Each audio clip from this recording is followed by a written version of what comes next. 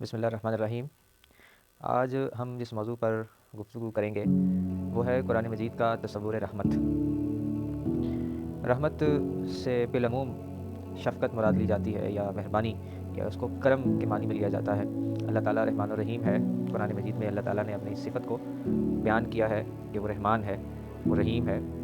تو اس کی جو رحمت کا تصور ہے، رحمت کا جو مفہوم ہم عام طور پر مراد لیتے ہیں، وہ میں نے عرض کیا شفقت، مہربانی، کرم، التفات، عنایت، توجہ، اس معنی میں ہم رحمت کے لفظ کو سمجھتے ہیں۔ لیکن رحمت کا ایک اور پہلو ہے، خدا کی رحمت کا، جس کی طرف قرآن مجید ہمیں توجہ دلاتا ہے اور اپنے استعمالات سے اس کو واضح کرتا ہے۔ آج ہم اس پہلو پر بات کریں گے، وہ پہلو ہے عدل، جزا و سزا، نتیجہ خیزی یا انجام۔ تو یہ جو پہلو ہے اللہ کی رحمت کا، جسے میں عدل سے تعبیر کر رہا ہوں، جزا و سزا سے، یہ خود قرآن نے واضح کیا ہے اور اس کی طرف توجہ دلائی ہے کہ یہ بھی اللہ کی، خدا کی رحمت کا تقاضا ہے، یا اس کے مفہوم میں شامل ہے کہ وہ ایک دن ایسا لانے والا ہے جس میں جزا و سزا ہوگی، جس میں اس کے عدل کا ظہور ہوگا۔ اس دنیا کے بارے میں ہمیں یہ معلوم ہے کہ یہ عدل کے اصول پر یا جسٹس پرنسپل پر وجود میں نہیں آئی، بلکہ یہ آزمائش اور امتحان اور پرکھنے کے اصول پر وجود میں آئی ہے۔ لہٰذا یہاں عدل، انصاف کے تقاضے بعض صورتوں میں ہو جاتے ہیں پورے، اور بہت سی صورتوں میں یہ پورے نہیں ہوتے۔ لہٰذا اس بات کی ضرورت پیدا ہوتی ہے یہاں سے کہ کوئی ایسی دنیا وجود میں آئے جہاں عدل بطور اصول اختیار کیا جائے، جس کے وجود میں آنے کا مقصد یہ ہو کہ عدل کیا جائے، انصاف کیا جائے، جزا و سزا کی جائے، اعمال کے نتیجے نکالے جائیں۔ تو یہ رحمت خداوندی کا جو جامع مفہوم ہے، اس کے اندر یہ چیز بھی شامل ہے۔ اور قرآن کی خوبی یہ ہے کہ وہ تو آیا ہی خدا اور اس کی صفات کا تعارف کروانے کے لیے ہے۔ قرآن نے اپنے استعمال سے یہ واضح کیا، جیسے آپ مثلاً پہلی سورہ کو اگر دیکھیں، سورہ فاتحہ کو، تو اس میں ابتدا ہوتی ہے، اس میں ابتدا میں الحمدللہ رب العالمین سے بات شروع ہوتی ہے۔ اس کے بعد آتا ہے الرحمن الرحیم، کہ وہ سراسر رحمت ہے۔ رحمان کے اندر رحمت کا ایک جوش اور غلبہ ہوتا ہے اس لفظ میں، اور رحیم میں ایک دوام پایا جاتا ہے، صفت کا دوام بھی ہے اس کے اندر۔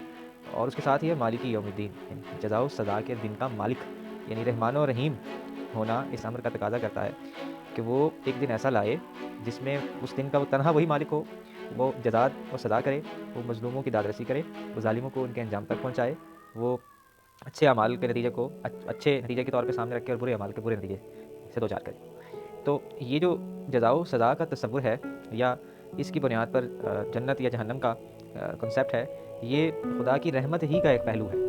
عام طور پر جنت کو یا جزا کو تو ہم رحمت سمجھ لیتے ہیں آسانی سے، لیکن جو سزا کا پہلو ہے اس کی طرف ہماری توجہ نہیں جاتی۔ کہ آپ تصور کیجئے کہ ایک شخص اگر کسی پر ظلم کر رہا ہے تو ظالم ہے، تو اگر ظالم اور مظلوم برابر ہو جاتے ہیں، ظالم کو اس کے کیے کی سزا نہیں دی جاتی اور مظلوم کو اس کی داد رسی نہیں کی جاتی، تو اس کا مطلب یہ ہے کہ جو خالق ہے، جو پروردگار ہے، اس کے نزدیک اچھائی اور برائی میں کوئی فرق نہیں ہے، اس کے نزدیک ان کے نتائج میں کوئی فرق نہیں ہے۔ اور اس کی رحمت پر سوال اصل میں تب پیدا ہوتا ہے کہ جب ظالم اور مظلوم کو برابر کر دیا جائے، زیادتی کرنے والوں کو اور زیادتی کا شکار ہونے والوں کو یکساں کر دیا جائے، اسی طریقے سے کسی حقیقت کے ماننے والوں اور کسی حقیقت کا انکار کرنے والوں کو برابر کر دیا جائے۔ لہٰذا یہ اس کی رحمت کے منافی ہے کہ جزا و سزا نہ ہو، جزا و سزا کا نہ ہونا، قیامت کا نہ آنا اصل میں اس کی رحمت کے منافی ہے۔ قیامت، عدل کا قیام، جزا و سزا کا برپا ہونا، فیصلوں کا ہونا، جنت اور جہنم میں لوگوں کا جانا، دونوں صورتوں میں یہ اس کی رحمت کا ظہور ہے۔ چنانچہ دوسرے مقام پر واضح کیا کہ کتب اللہ علی نفسہ رحمہ، خدا نے اپنے اوپر رحمت کو واجب کر رکھا ہے۔